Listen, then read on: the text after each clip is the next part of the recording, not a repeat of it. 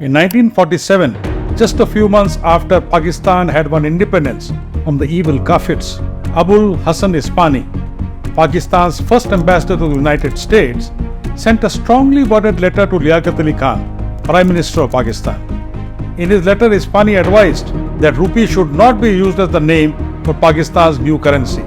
Rather, he suggested that the Mughal Dinar or Riyal could be considered as names for Pakistan's new currency. We do not know what Liaquat Khan's reply was or whether he even replied to Ispahani's letter. But what we do know is Liaquat Khan failed to reverse a historic act of stupidity committed by one Farid Khan, more famously known as Sher Shah Suri. Namaskar, my name is Ajay Sharma.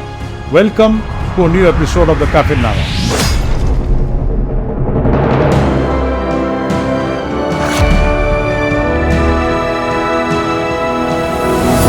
Why did Ispahani feel so strongly about the rupee?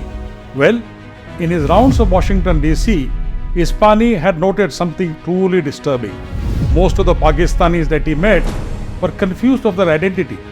They continued to refer to themselves as both Indians and Pakistanis at the same time. How could this be?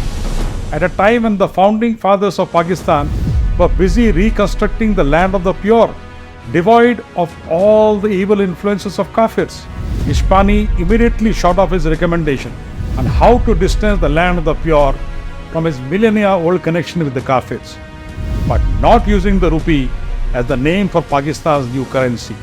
Now why would that be? Because the word Rupya, from where rupee has descended, was originally coined by a Kafir, Panini, who lived 2500 years ago in now what is Pak Punjab. In his treatise on Sanskrit grammar, the Ashtadhyayi, Panini had come up with a new word, Rupya, for coins stamped with the form Ru. It must be understood here that historically, ancient India used to have coins called Karshapanas that did not have a form or an image stamped on them.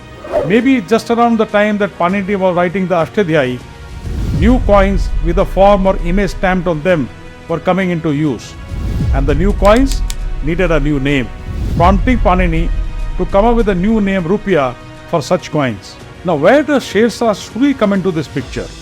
Well, when Sher Shah Suri took over as the Sultan of Hindustan in 1540, he chose Rupya as the name for his newly minted currency. Rupya at that time was a commonly used generic word for all silver coins, but it was the first time that a Mughal ruler had officially used Rupya for the name of his new currency. It is highly likely that a Kafir by the name of Torments had instigated Sher Shah Suri to use the name Rupya for his coins. Yes, the same bloke that shifted over his loyalty from the Afghan to the Mughals when Sher Shah Suri died. Torments later became the finance minister under Akbar and one of his Navaratnas. Sher Shah Suri had enormous confidence on Torments on matters of revenue and battle alike. He instructed Torments to build the Rohtas fort under his supervision. Sher Shah Suri launched the rupee with a weight of 11.53 grams.